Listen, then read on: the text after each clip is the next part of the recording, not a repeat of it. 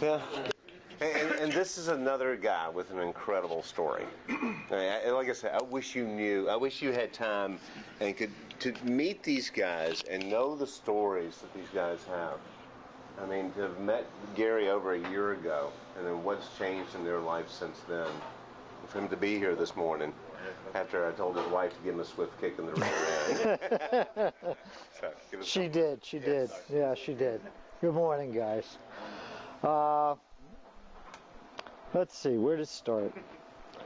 One morning when I was working up north, can't tell by my accent, can you?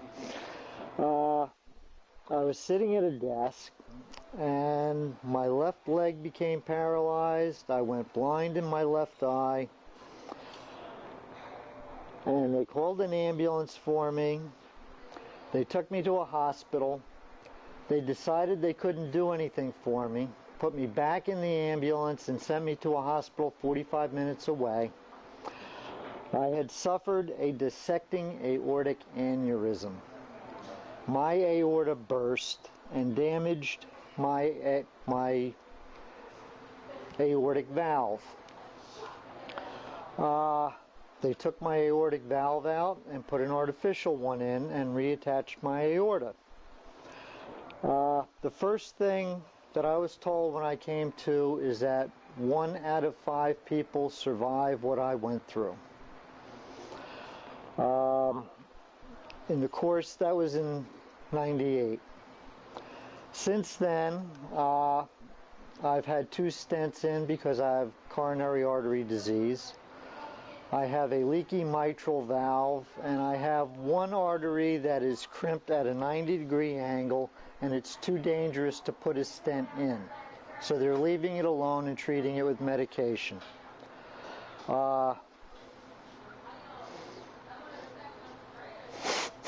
Sorry.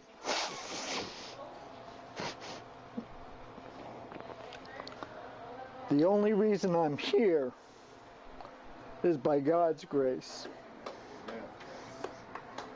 Literally. There is no other reason for me to be standing here talking to you other than thanks be to God. I know it every day. I know it every time they stick a needle in my arm for a blood test. We moved down here because we couldn't afford to live in New Jersey anymore. We were on the verge of having our house foreclosed on. I was out of work for 2 years. April 1st, I started a new job with Campbell County Department of Public Works. They needed a guy who knew how to do floors. I was a custodian for 6 years with a school system. I know floors. All of God's grace. And that's the only reason. And I praise Him every day for it.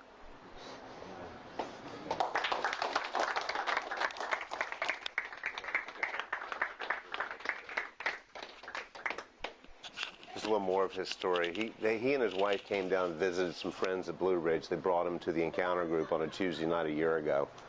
That night, both he and his wife accepted Christ. At that point, they were in that process of finding a way to get down here.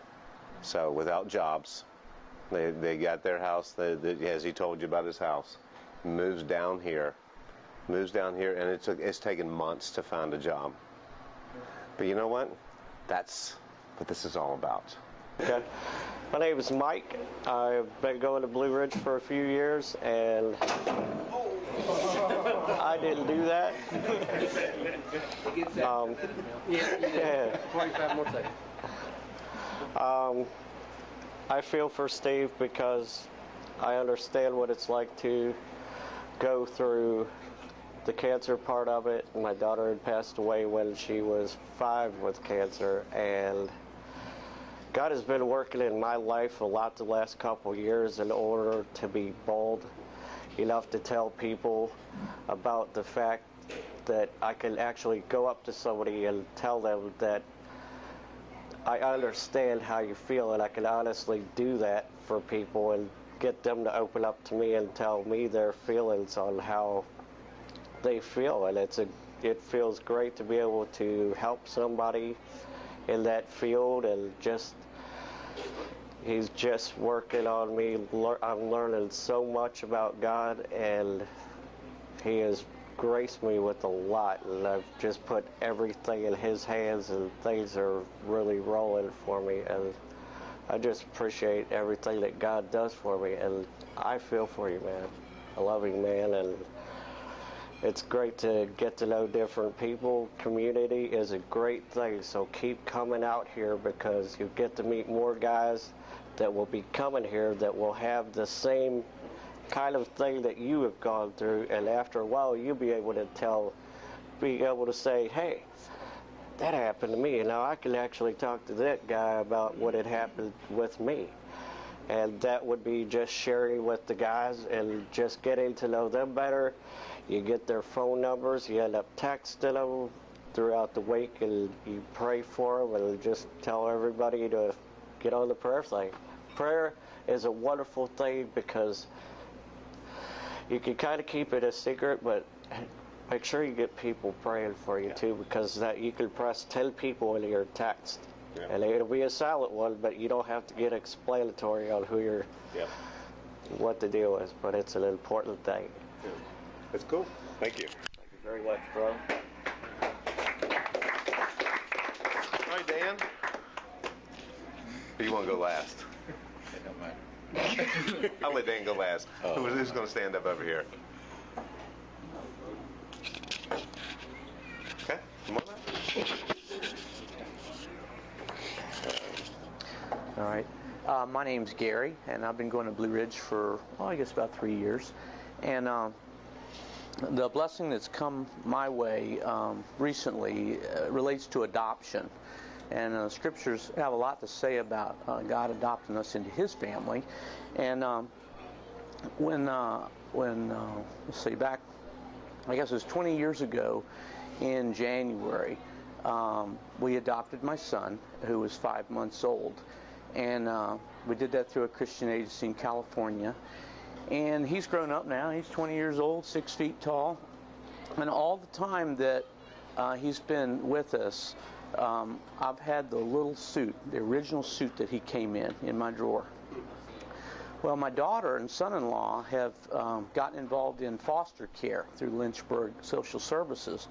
They adopted a little girl last year that was 3. But within 3 days of that 20-year mark, they brought a little boy home, a little baby. And it was kind of cool, because it was so close time-wise to that 20-year mark. I was actually able to bring the suit down and put it on this little guy and tell my son, I said, 20 years ago, that was you in that suit. And, so that's 2 generations of adoption in our family that have worked out just fabulously. It's great to see it replicated in my kids now, and they're doing it. And that happened in my father's life. He was adopted when he was about 2 years old. And so his family, he was adopted. Our family, we had some adoption, and now my daughter's family, there's adoption. So it helps us to understand, how God adopts us into His family too. So that's what I want to say. Okay. Thanks, Gary. Damon, who's going at your table? All right, we'll come back to Damon. Mike? Ryan, sorry. That's all right. One of these days I'll get it. Put a name tag on. My name's Ryan. I've been going to Blue Ridge for about a year now. I've only recently became a Christ follower. It was actually the day after the last baptism. I don't know if you guys were here or not. It was the night of the crazy tirade of... Anyway. You know what I'm talking about. That was me. But the cool thing that's been working in my life since then is just how I communicate, how I interact with my wife, Up to this point, it's always been me kind of doing my thing and seeking my own, pleasures or my own gratification, I guess. And something that I'm learning through this is that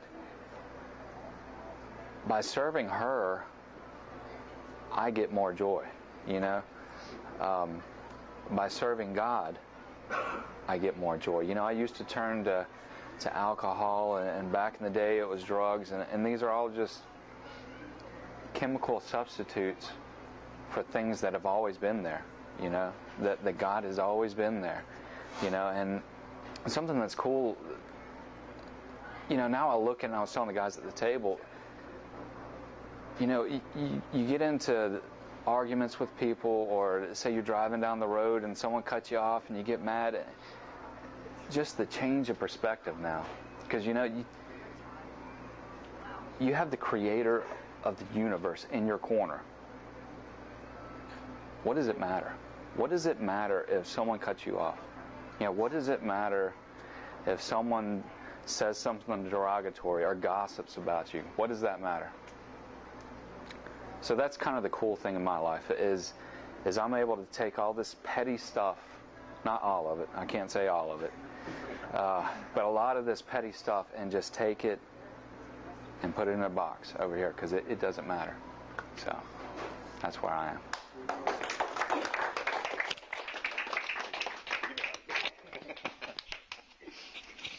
All right, anybody else at your table?